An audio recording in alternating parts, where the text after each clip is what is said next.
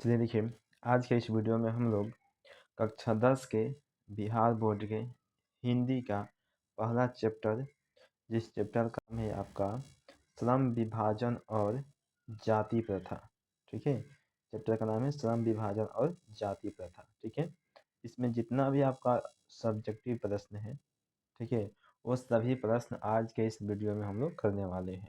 ठीक है, यानी कि आज के वीडियो में आपको पूरा का पूरा सब्जेक्टिव प्रश्न आपको इस वीडियो में मिलने वाला है, पूरे चैप्टर का। यानी इस चैप्टर का श्रम विभाजन और जाति प्रथा में जितना भी क्वेश्चन है सब्जेक्टिव का, वो सभी के सभी मैं आपको आज करवाने वाला हूँ। ठीक है, तो आप लोग जुड़े रहिए हमारे साथ। चलिए हम लोग वीडियो को स्टार्ट करते हैं। ठीक है, देखिए लघु उत्तरीय प्रश्न दिया है आपका पहले में। पहला प्रश्न है, कह रहा है कि लेखक किस विडंबना की बात करते हैं, विडंबना का स्वरूप क्या है। ठीक है, देखिए इस प्रश्न को 12 में और 25 में 2012 में और 2025 में भी पूछा गया है इस प्रश्न को। ठीक है, और बार भी पूछा गया है, होगा। ठीक है, यानी कि मेरे पास अब इसमें सभी नहीं लिखे हैं। ठीक है, कोई कोई हम लिख दिए हैं। देखिए उत्तर लिखेंगे, हम लोग लिखेंगे उत्तर में कि लेखक जिस विडंबना की बात करते हैं वह है कि इस युग में भी जातिवाद के पोषकों की कमी नहीं है। ठीक है, देखिए मतलब जिस विडंबना की बात करते हैं लेखक, उनका कहना है कि अभी के युग में, अभी के समय में भी जातिवाद के पोषक हैं। ठीक है, इसकी कमी नहीं है कि जातिवाद के पोषक नहीं है। ठीक है, इनकी जातिवाद करने वाले लोग नहीं है, ऐसा अभी भी नहीं है। अभी के समय में भी वैसे लोग उपस्थित हैं, मौजूद हैं, जो कि जातिवाद करते हैं। चलिए देखिए, कि विडंबना का स्वरूप कार्य कुशलता के लिए श्रम विभाजन, और चूंकि जाति प्रथा भी श्रम विभाजन का ही दूसरा रूप है, इसलिए इसमें कोई बुराई नहीं है। ठीक है, चलिए देखेंगे हम लोग प्रश्न संख्या 2 नंबर में है। कह रहा है कि जातिवाद के पोषक उसके पक्ष में क्या तर्क देते हैं। देखिए जो जातिवाद के पोषक है उसके पक्ष में क्या तर्क देते हैं, क्या बताते हैं, क्या समझाते हैं। ठीक है, उत्तर लिखेंगे। देखिए कि जातिवाद के पोषक उसके पक्ष में तर्क देते हैं कि आधुनिक सभ्य समाज में कार्य कुशलता के लिए श्रम विभाजन आवश्यक है, और जाति प्रथा ही भी श्रम विभाजन का ही रूप है, इसलिए यह भी क्या है तो आवश्यक है। ठीक है, चलिए देखिए तीसरा का प्रश्न है। कह रहा है कि जातिवाद के पक्ष में दिए गए तर्कों पर लेखक की प्रमुख आपत्तियां क्या है। ठीक है, चलिए हम लोग इसका उत्तर लिखते हैं। कह रहा है कि जातिवाद के पक्ष में दिए गए तर्कों पर लेखक की प्रमुख आपत्तियां है कि यह श्रम विभाजन के साथ साथ श्रमिक विभाजन का भी रूप लिए हुए है। यह पेशे का दोषपूर्ण निर्धारण करती है। ठीक है, साथ ही मनुष्य को जीवन भर के लिए एक पेशे से बांध भी देती है। ठीक है, चल देखिए अगला प्रश्न हम लोग देखेंगे। अगला प्रश्न है हमारे पास 4 नंबर। कह रहा है कि जाति भारतीय समाज में श्रम विभाजन का स्वाभाविक रूप क्यों नहीं कही जा सकती है। ठीक है, इस प्रश्न को 2013 में पूछा है, और बार भी पूछा है, लेकिन मेरे पास डाटा नहीं है इसलिए हमने इसको लिखा नहीं है। ठीक है, चलिए हम लोग लिखते हैं उत्तर। इसका उत्तर लिखेंगे कि जाति प्रथा भारतीय समाज में श्रम विभाजन का स्वाभाविक रूप इसलिए नहीं कही जा सकती क्योंकि यह मनुष्य की रुचि पर आधारित नहीं है। ठीक है, यानी कि जो जाति प्रथा है वो मनुष्य के रुचि पर, यानी मनुष्य की जो इच्छा है उसके इच्छा पर यह आधारित नहीं है।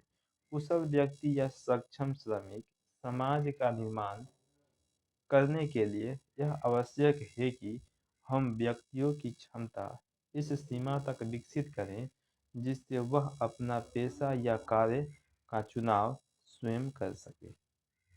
ठीक है, चलिए अगला प्रश्न है हमारे पास 5 नंबर। कह रहा है कि जाति प्रथा भारत में बेरोजगारी का एक प्रमुख और प्रत्यक्ष कारण कैसे बनी हुई है। ठीक है, हमें इसका उत्तर देना है। चलिए उत्तर लिखेंगे। लिखेंगे हिंदू धर्म की जाति प्रथा किसी भी व्यक्ति को ऐसा पेशा चुनने की अनुमति नहीं देती है जो उसका पैतृक पेशा न हो, भले ही वह उसमें परंपरागत हो।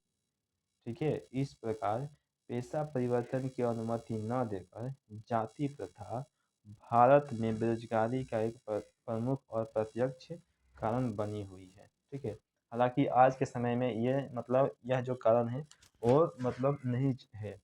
ठीक है, क्योंकि अब कोई भी व्यक्ति, किसी भी जाति का व्यक्ति कोई भी काम कर सकता है। ठीक है, चलिए देखिए अगला प्रश्न 6 नंबर का है कि लेखक आज के उद्योगों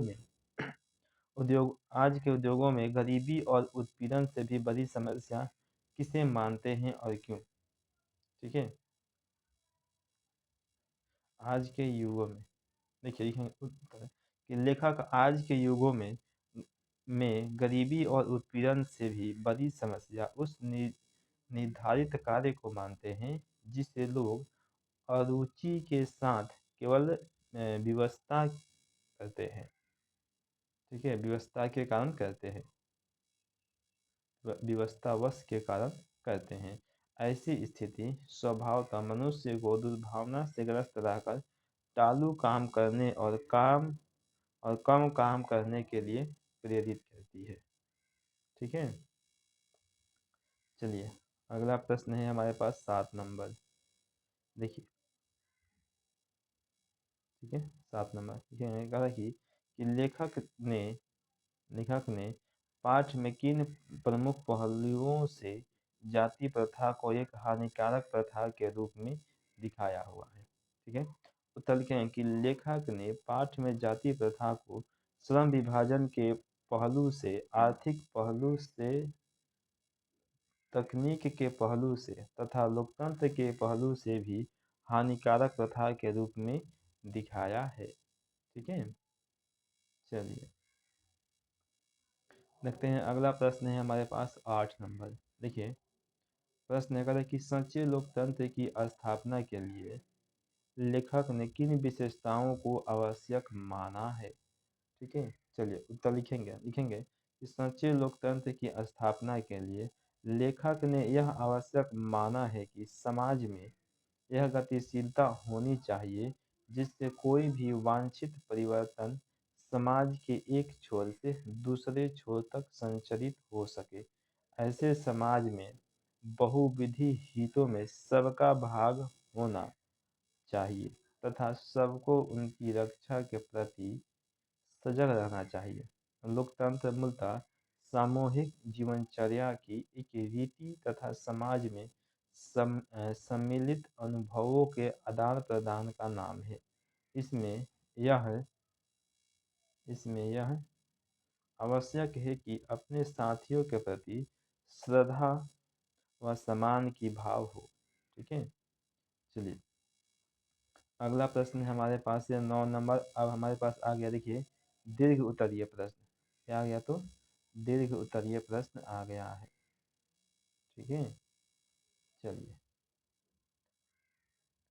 देखिए प्रश्न है हमारे पास कि श्रम विभाजन और जाति प्रथा पाठ का सारांश अपने शब्दों में लिखे। ठीक है, यानी कि इस पाठ का हमें सारांश लिखना है और वो भी अपने शब्दों में। ठीक है, चलिए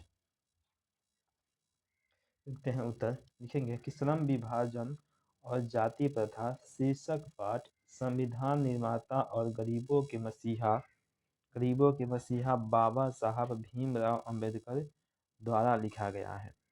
प्रस्तुत पाठ को लेखक ने हमारे समाज में फैली हुई बुराई जाति प्रथा को बताने के लिए लिखा है। वे कहते हैं कि जाति प्रथा को लोग श्रम विभाजन का रूप मानते हैं। ठीक है, कहें कि जो जाति प्रथा है इसको लोग क्या मानते हैं, तो श्रम विभाजन का रूप मानते हैं। ठीक है, यह कतई ठीक नहीं है। अगर जाति प्रथा श्रम विभाजन का रूप है तो कोई जाति ऊंची और कोई जाति नीची कैसे है। ठीक है, जाति प्रथा के अनुसार श्रम विभाजन कहीं से ठीक नहीं, क्योंकि इसके अनुसार जिस जाति में जन्म लिया उस पेशे को न करने की मजबूरी होती है। ठीक है, पेशे को करने की मजबूरी होती है, चाहे उस कार्य की जानकारी है या नहीं। यह भी कहीं से उचित नहीं जान पड़ता है। ठीक है, यानी कि यह भी कहीं से उचित नहीं है। चलिए अगर देखिए, अगर कि जाति प्रथा विकास में भी बाधक है, क्योंकि इसके कारण मनुष्य को पैतृक पेशा को करने की मजबूरी है। अगर आदमी को मन के लायक काम नहीं मिलेगा तो उदासीन मन से काम करेगा, जिससे विकास प्रभावित होगा। इससे मनुष्य को आय भी कम होगी। अंत में अंत में लेखक कहते हैं कि जाति प्रथा हर दृष्टिकोण से गलत है। श्रम विभाजन योग्यता के आधार पर होगा तो लाभ ही लाभ होगा।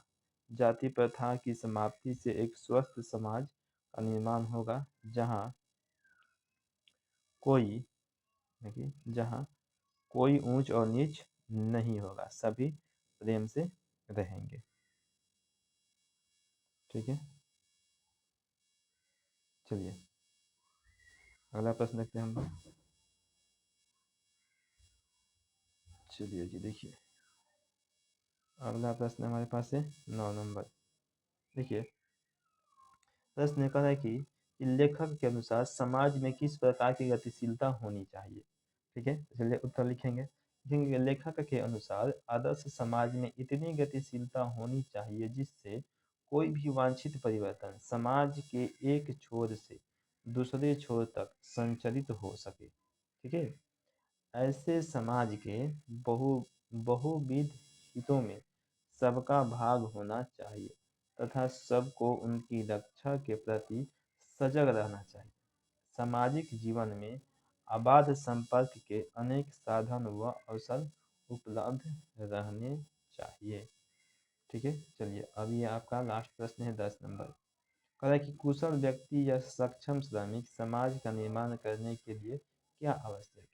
ठीक है, चलिए उत्तर लिखेंगे कि कुशल व्यक्ति या सक्षम श्रमिक समाज का निर्माण करने के लिए आवश्यक यह आवश्यक है कि हम व्यक्तियों की क्षमता इस सीमा तक विकसित करें जिससे वह अपने पेशे या कार्य का चुनाव स्वयं कर सके।